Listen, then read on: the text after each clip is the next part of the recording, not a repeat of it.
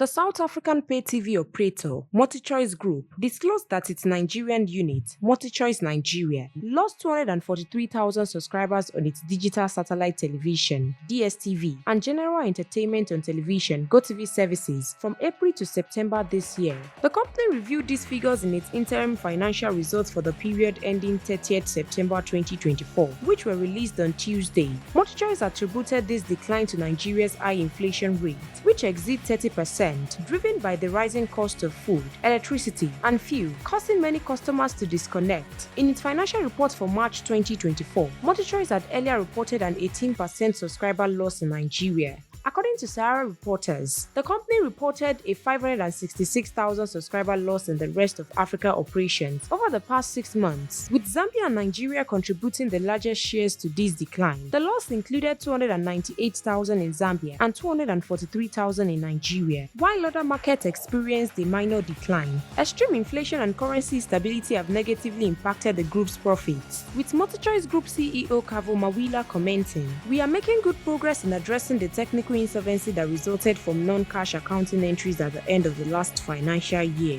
Mawila noted that the group's net equity position is expected to recover by November. With regard to Zambia losses, the company attributed them to extensive power outages caused by drought, leaving some regions with up to 23 hours of daily outages. The company also cited competition from streaming services and changes in viewer preferences as pressures on its traditional pay TV model. Stay tuned to NaijaNews TV for more verified and reliable news updates.